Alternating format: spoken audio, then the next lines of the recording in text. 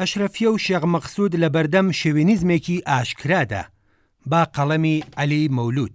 دوای ڕوخانی دەسەڵاتی ئەسەد و کنترۆڵکردنی سووریا لەلایەن ئۆپۆزیسیۆنی ئیسلامی بە هاوکاری ئامریکا و ئیسرائیل، هێزەکانی سووریای دموکرات و یەکینەکانی پاراستنی گەل هەرێمی خۆسەر و هەردوو گەڕەکی شێخ مەقسوود و ئەشرەفیەی شاری حەڵەبیان لە دەستی خوێناوی گروپە توندڕەوەکان پاراست کە هیچ باوەڕیان بە پێکەوە ژیان نییە.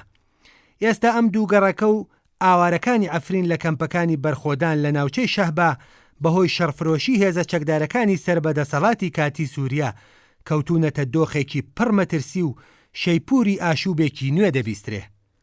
مێلیشیاکانی سوپای نیشتیمانی سووریا کە لەلایەن تورکیەوە دروست کراوە و کاری پێدەکرێت و بەشێک لە هێزەکەیان پاشماوەکانی داعەشە و دەستەی تەحریری شام کە پێشتر باڵی فەرمی ڕێکخراوی تەرۆریستی ئەلقاعیدە بووە لە سووریا، شێخ مەقسوود و ئەشرەفیەیان گەمارۆداوە و ڕێگاکانی هاتن و چوونیان خسووەتە ژێر هەڕەشەی بڕین و کوێرانە پەلاماری دانیشتوانەکەی ئەدەن و ئەیانەوێت ناچار بە خۆ بەدەستەوەدانیان بکەن و خۆڕێخستنی ناوخۆیان هەڵوەشێننەوە و هەسەدا لەوێ دوور بخەنەوە و کنترۆڵی تەواوی شارەکە بکەن و دموگرافیای بگۆڕن و دەستیان ئاوەڵا بێت بۆ هەرکردەوەیەکی هاوشێوەی ئەو ڕەشە کوشیانەی دەرهەق بە درۆزەکان و ئەلەویەکان و هتد کردیان. بەهۆی ئەم شەڕەدا سەپاوە کەمبوونەوەی خزمەتگوزاریە سەرەکیەکان و کەمی خۆراک و دەرمان و سوتەمەنی و کارەبا ژیانی سەدان هەزار کەسی ڕوبەڕووی مەترسی کردوەتەوە. هەروەها ئاوارەکانی ئەفرین لە ناوچەی شەهبا لە دۆخێکی مرۆیی زۆر خراپدان. نە لە شەهبا پارێزراون، نە ڕێگەی گەڕانەوەیان هەیە بۆ ئەفرین، نەگەیشتنیان بە شارەکانی دی ئاسانە. گەڕەکی شێخ مەقسوود بووەتە پەناگەی بەشێکیان و بەو هۆیەوە قەیرانی نیشتەجێبوون دروست بووە. لەناو ئەم شەڕفرۆشیانەدا شێوینیزمێکی بێپەردە و ئاشکرا بەرامبەر میلەتی کورد خۆی مەڵاز داوە کە ئاوسە بەستەمکاری و جیاکاری و کردەوەی دڕندانە و خاوەنی پرۆژە و ئەزمموی کۆنەخواز و دژە ئازادی و بربەریە و چاوی بە ئازادی و ژیانی ئینسانی و یەکسانی گەلان و پێشکەوتن خوازی هەڵنایەت. لە شانسی ئەوان ئامریکا و رووسیا و ئوروپا و هێزەکانی دەستڕۆیشتوو لە ناوچەکە بەگشتی لەگەڵ پرۆژە و بەدیلی دواکەوتوانە و کۆنەپەرستانن.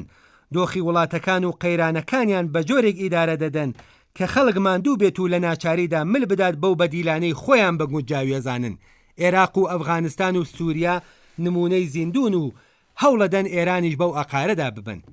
گەرچی ئامریکا خۆی بە هاوپەیمانی کورد هەڵدەخات، بەڵام ئەوە زادە و بەرهەمی هاوڕایی و هاودڵی نییە و بە تەواوەتی لەسەر بنەمای بەرژەوەندی جێگرە و بە دووریش نابینرێت وەک داگیرکردنەوەی ناوچە کوردستانیەکانی دەرەوەی هەرێم لە ساڵی 2017 و داگیرکردنی ئەفرین لە ساڵی 2018 چاوپۆشی لە ملهوڕی تورکیا و ملیشیاکانی حکوومەتی ناوەندی سووریەش بکات و ئەو هاوپەیمانێتیەی لەگەڵ کورد بە هەندێک دەستکەوت و ئیمتیاز بگۆڕێتەوە. تورکیا هاوپەیمانێکی استراتیژی ترە بۆ ئامریکا و لایەنی سەرەکیشە لەم کێشانەی سووریەدا و لە ڕێگەی جوڵاندنی گروپە چەکدارەکان و هاوکاری و پشگیریکردنیان ڕۆڵی سەرەکی دەگێڕێت. ئامانجی تورکیا جگە لە فراوانخوازی و دەرکەوتنی وەک زلهێزێکی ناوچەیی هاوکات دەیەوێت دەست و پێی هەسەدە لە حەڵەب و دەوروبەری ببڕێت و ناوچە سنووریەکانی بە تەواوەتی لە ژێر هەژمونی گروپە نزیکەکانی خۆیدا بێت.